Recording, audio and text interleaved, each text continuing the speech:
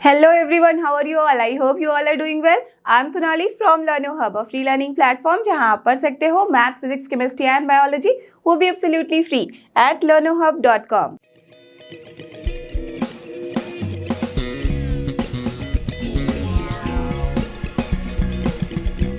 तो चलो बच्चों, हो जाओ तैयार। आज हम करने वाले हैं फॉर्मूला फटाफट क्लास 11 मैथ्स, और वो भी है अपना चैप्टर नंबर 9 जो कि है सीक्वेंसेस एंड सीरीज। तो आपने इसका वन शॉट वीडियो देखा हुआ है, इसके सारे एनसीईआरटी के सोल्यूशन किए हैं। तो बस एग्जाम के पहले आपको फटाफट से इसके सारे फॉर्मूले को रिकॉल करना है। तो जस्ट रेडी हो जाओ अपने पेन एंड पेपर के साथ so that we can start together.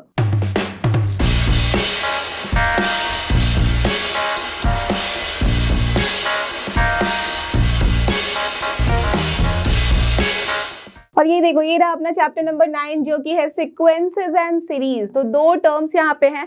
तो सबसे पहले समझिए सीक्वेंस को। सीक्वेंस होता क्या है?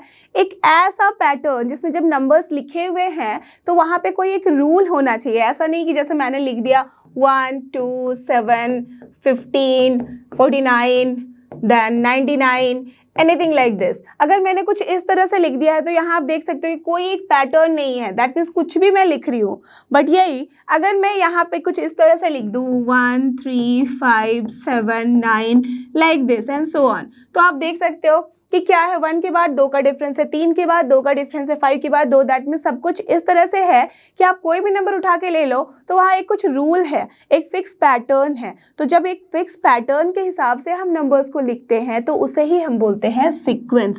That means arrangement of numbers in definite order according to some rule. This is very important. ठीक है, तो रूल होना चाहिए यहाँ पे। डन। तो इसे हम क्या बोलते हैं? सीक्वेंस। अब देखो, सीक्वेंस को हम फाइनाइट कब बोलेंगे? जब उसमें नंबर ऑफ टर्म्स जो होंगे, जो एक एक वहाँ पे नंबर है, उसे हम क्या बोलते हैं? इसे हम बोलते हैं टर्म्स, राइट। तो जब भी अपने पास नंबर ऑफ टर्म्स होंगे फाइनाइट तो वो हो जाएगा फाइनाइट सीक्वेंस। जब नंबर ऑफ टर्म्स होंगे इनफाइनाइट, दैट मीन्स जब वो फाइनाइट नहीं होंगे तो उसे हम बोलेंगे करेक्ट, इनफाइनाइट। डन। ठीक है। अब देखो, जनरल टर्म क्या होता है? जनरल टर्म दैट मीन्स वहाँ पे हम जनरलाइज कर सकते हैं। जैसे यहाँ देखो 1 3 5 7 9 इस तरह से लिखा। अब मुझे सोचो कि इसका लिखना हुआ है 15th टर्म लिखना है, तो ऐसा नहीं ना कि मैं उसको करते जाऊंगी और चेक करूंगी, that will B lengthy task. तो इसी लेंदी टास्क को हमें रिड्यूस करने के लिए चाहिए होता है जनरल टर्म, जहाँ हम एक डिफाइन कर देते हैं तरीका, जिससे हम अगर nth टर्म लिख दे, जहाँ पे n की वैल्यू हम कुछ भी रखें अपने हिसाब से 1 2 3 4 जो भी रखना है, तो हम वो वाला पर्टिकुलर टर्म निकाल सकते हैं। तो जब जनरलाइज किया जाता है डेफिनेशन से तो उसे हम बोलते हैं जनरल टर्म।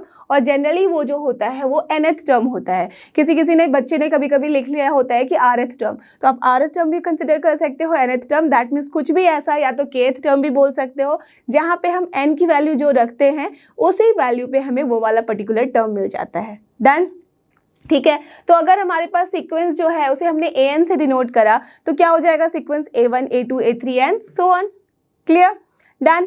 अब बात करते हैं सीरीज की। इसी सीक्वेंस के अंदर जहाँ पे कॉमा था, उस कॉमा को हटा के हमने वहाँ अगर प्लस साइन दे दिया तो वो हो जाएगा series. That means addition of sequence को ही हम बोलते हैं। दैट मीन्स एक एक टर्म जो है सीक्वेंस के, वो अगर एक दूसरे के साथ रिलेटेड किस तरह से है विथ एडिशन साइन, तो उसे ही हम बोलेंगे सीरीज। देख सकते हो अब एग्जाम्पल। करेक्ट। अब इसी को अगर मुझे प्रॉपर तरीके से एक डेफिनेशन के फॉर्म में लिखना है तो मुझे क्या लिखना होगा? एज वी नो कि ये क्या है, सीक्वेंस का है टर्म्स। तो अब इसके लिए हमें जनरलाइज करना होगा, तो हम क्या लिखेंगे? Summation k equals to 1 to n a of k। Clear?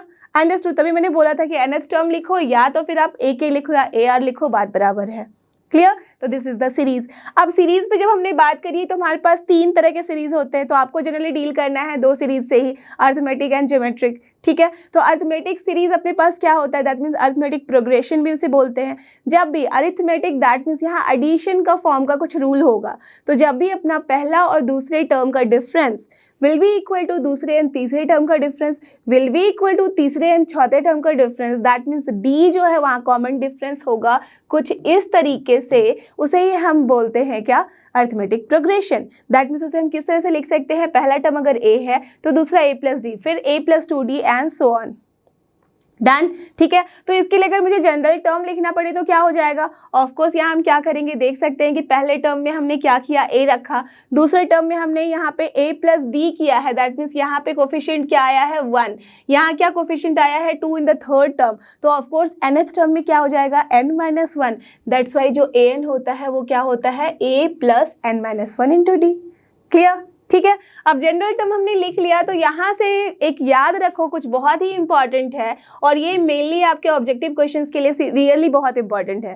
That means हम कोई भी कांस्टेंट, ठीक है, अगर ऐड करते हैं या तो सब्ट्रैक्ट करते हैं इन एन एपी, तो जो रिजल्ट होगा वो भी एपी रहता है। दैट मीन्स अगर each and every term of an AP is added और सब्ट्रैक्टेड विद सम कांस्टेंट, तो क्या मिलेगा हमें रिजल्टेंट, वो भी एपी होगा।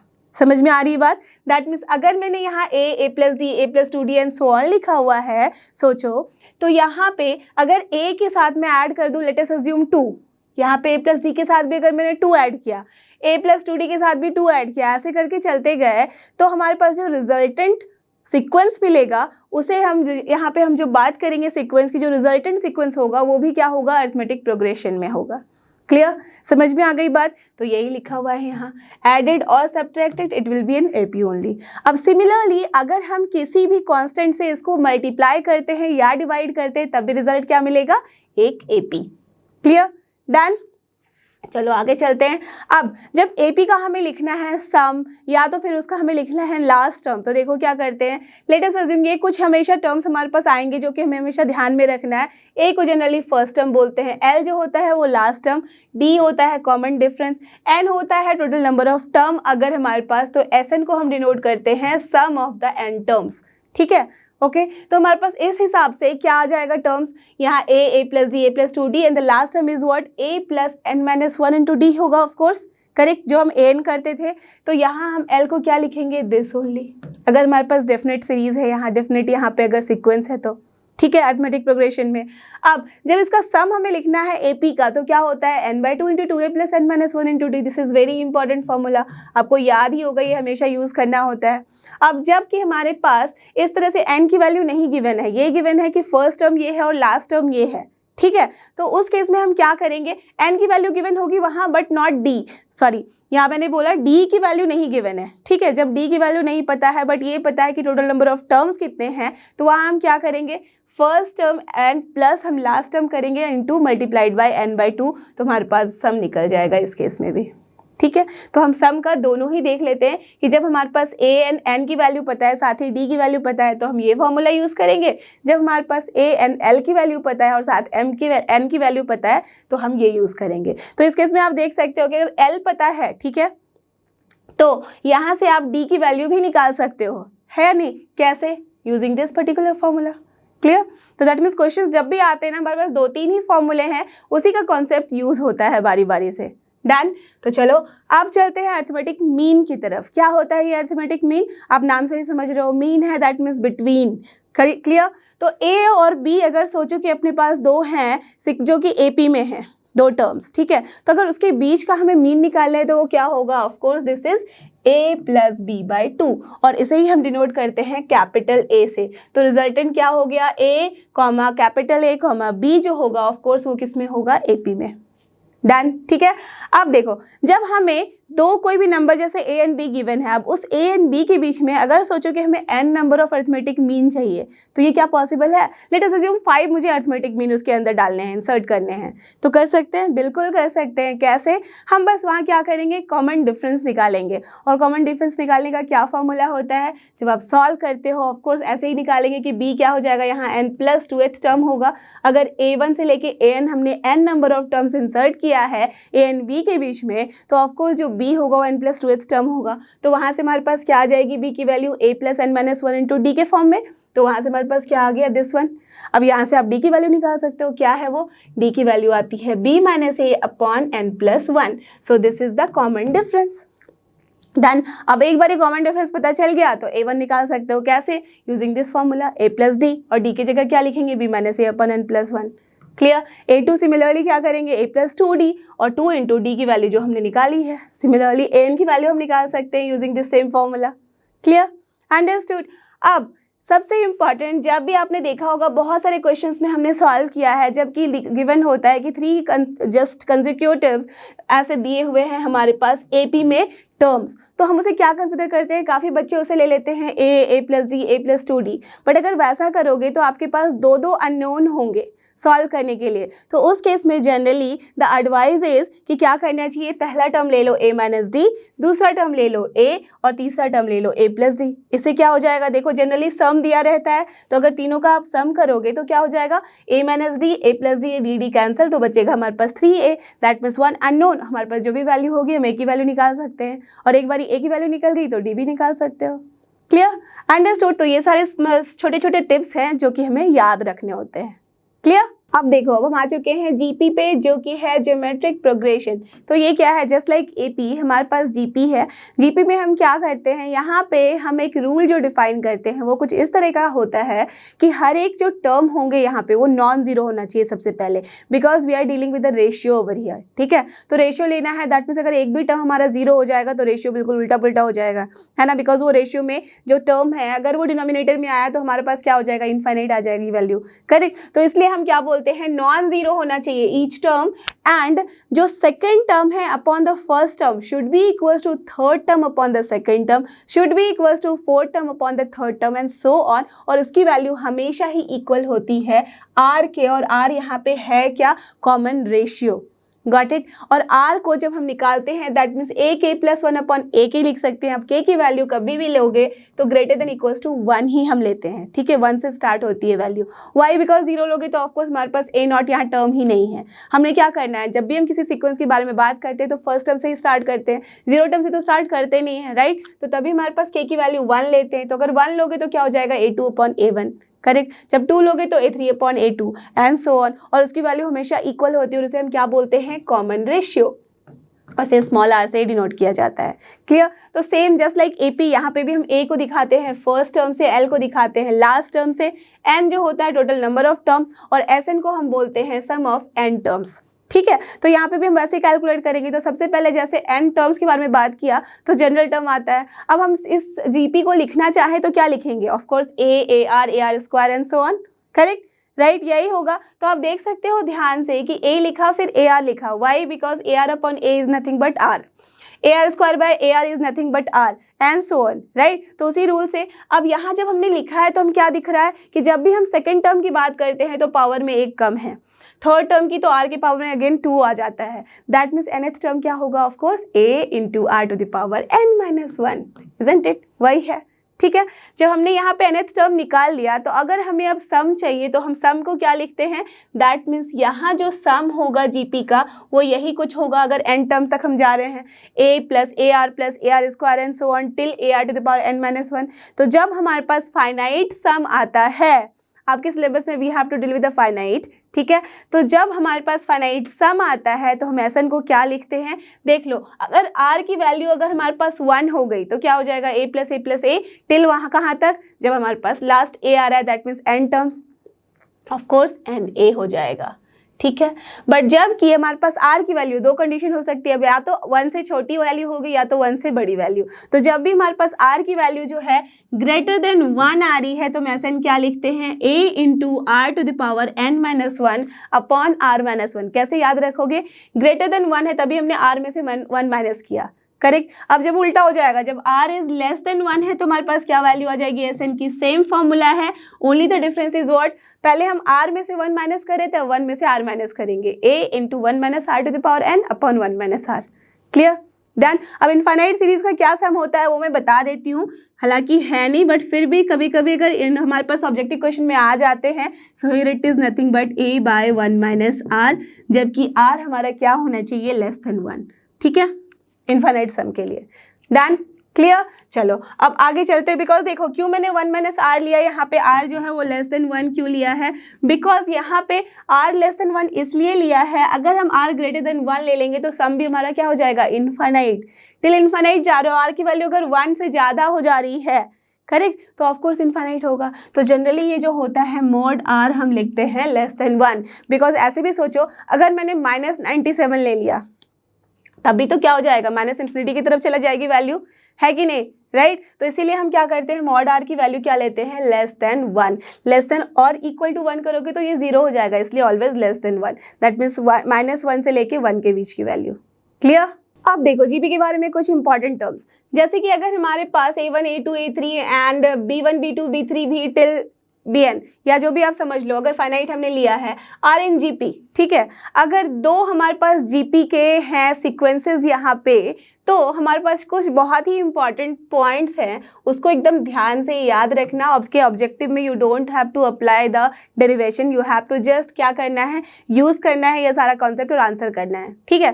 तो अगर हम कोई भी कॉन्स्टेंट के, ठीक है, के को अगर हम मल्टीप्लाई करेंगे each and every term of this GP, तो क्या हो जाएगा, रिजल्ट में हमारे पास जीपी में आएगा।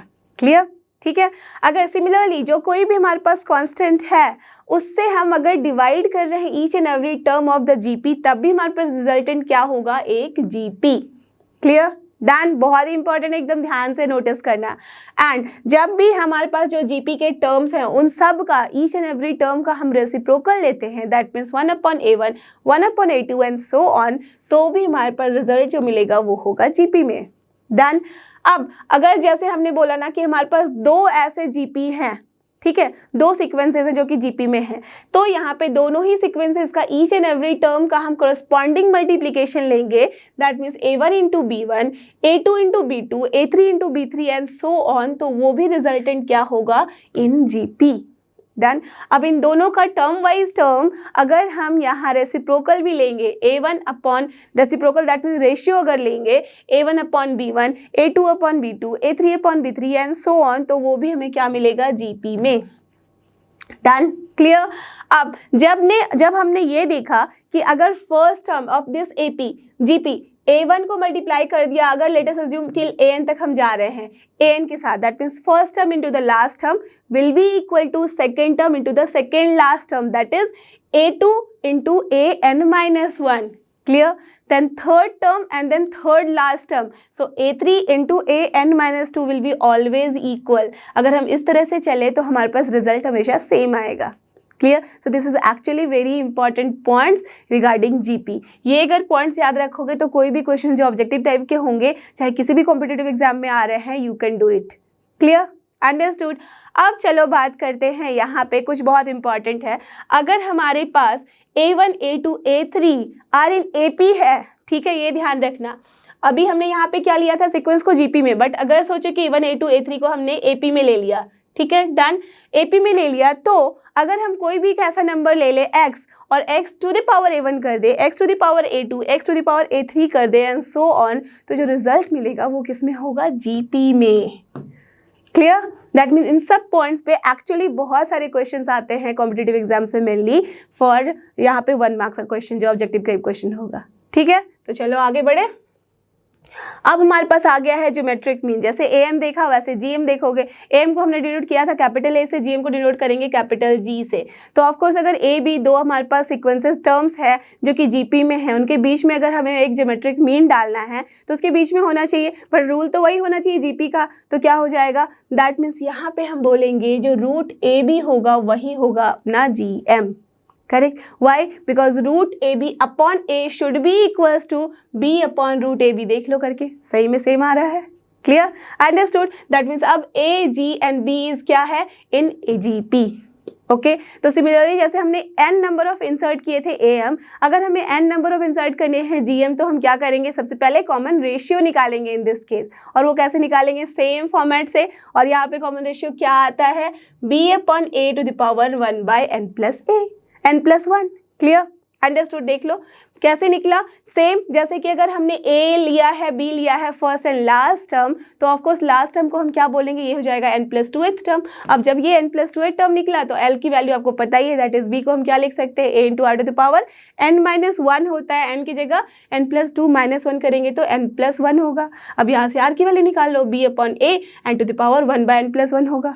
Clear, understood. तो एक बार आपने कॉमन रेशियो निकाल दिया, अब वहाँ से आप first term that means first GM, second GM ऐसे करके आप एन जीएम तक निकाल ही सकते हो। क्या हो जाएगा, फर्स्ट ए इंटू आर की जगह वैल्यू रख दो, डन।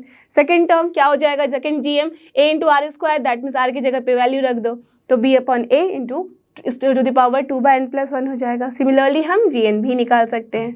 Clear, done. अब जब भी हमारे पास क्वेश्चंस आते हैं, न्यूमेरिकल्स आते हैं, और उसमें हमारे पास जब इस तरह के रहते हैं कि हमें 3 लेने हैं कंसेक्यूटिव यहाँ पे जीपी में टर्म्स, ठीक है, वो गिवन है या तो ऐसे बोला जा रहा है कि गिवन है ऐसा ऐसा कुछ उसको रिलेशन है। तो यहाँ पे भी ए आर या तो ए आर स्क्वायर अगर इस तरह से लोगे तो आपके लिए प्रॉब्लम होगी, ठीक है, सॉल्व करने, बिकॉज दो अननोन होंगे। तो हम क्या करते हैं इस केस में, अपना पहला टर्म हम अज्यूम करते हैं ए अपॉन आर, दूसरा लेते हैं ए और तीसरा लेते हैं ए आर। क्यों? बिकॉज अगर इनका प्रोडक्ट लोगे तो of course what you can see, a upon r into a r करोगे तो आर कैंसिल हो जाएगा, ए क्यूब बचेगा, एक ही अननोन होगा, हमारे पास सॉल्व करना ईजी हो जाएगा, right. So this is actually very important tips, you have to just remember this. M के टर्म में भी, दैट में जब हम एपी की बात करते हैं और जीपी की बात करते हैं, दोनों ही केस में हमें वाइजली चूज करना होता है कि हम कौन कौन से टर्म्स यूज करते हैं, ठीक है। अब चलते हैं आगे, ये देखो relationship between M and GM, तो ये सबसे इंपॉर्टेंट है। अब हमने एम और जीएम दोनों को ही देख लिया, आप दोनों के बीच में रिलेशन कैसे आता है, उस रिलेशन के लिए आराम से आपको डेरिवेशन करने की जरूरत है नहीं, आपको पता ही है कैसे हम निकालते हैं। तो ए को हम क्या लिख सकते हैं, अगर ए बी को हमने लिया है फर्स्ट एंड लास्ट टर्म, तो ए प्लस बी बाई 2, ठीक है। अब जी को हम क्या लिखेंगे, ए बी के लिए ही square root of A B. अब इन दोनों का जब रिलेशन निकालते हैं तो हम आराम से लिख सकते हैं कि A minus G is nothing but square root of A minus square root of B का whole square upon 2 and that will be always greater than equal to 0। That means का क्या मतलब हुआ, A that means A M जो है वो हमेशा ही ग्रेटर देन इक्वल टू आता है जी एम के, ठीक है, ये ध्यान में रखना, A M will be always greater than equal to G M, ठीक है, डन। तो ये इंपॉर्टेंट था। अब सम ऑफ कुछ terms, n number of terms special series के होते हैं, वो हमें याद रख लेना है। That means n number of natural numbers का अगर आप देखोगे तो आपके पास पता ही कि इसको कैसे निकालना है, आराम से हम निकाल सकते हैं यूजिंग एपी का फॉर्मूला, ठीक है। दैट मीन्स बट हमें क्या करना है, ऐसे सीक्वेंसेस का जो हम सीरीज देखते हैं, इस सीरीज का सम डायरेक्टली याद कर लेते हैं। तो एस एन क्या है, n into n plus 1/2, clear. जब हमारे पास सेम ऐसे जो 1 है, 1 का स्क्वायर है, 2 का स्क्वायर है, 3 का स्क्वायर है, टिल n का स्क्वायर वाला अगर सीरीज है तो उसका सम क्या होता है, n इंटू एन प्लस 1/2 तो वहाँ था। अब हम क्या करेंगे, उसके साथ 2n प्लस 1/3 कर देते हैं, तो रिजल्टेंट क्या मिलता है, n into n plus 1, 2n plus 1/6, clear. एक याद कर लिया तो आराम से सारे याद हो जाएंगे, ठीक है।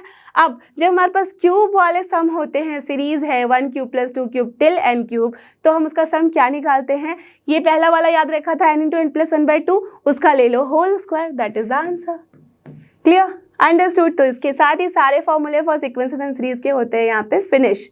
सो आई होप कि आपके ये सारे फॉर्मूले जो कि थे सीक्वेंसेस एंड सीरीज के अच्छे से रिकॉल हो चुके हैं और आपको समझ में भी आ गया है। So don't forget, this is लर्नो hub, a free learning platform, free है पर बेस्ट है। थैंक यू और हमारे साथ बने रहो फॉर द नेक्स्ट चैप्टर।